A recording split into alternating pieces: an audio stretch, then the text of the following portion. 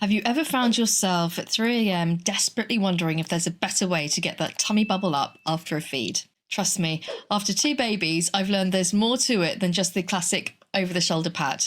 What if I told you there are 12 burping techniques? So why do we burp our babies anyway? Well, the idea is that we're trying to release any air they may have swallowed while feeding.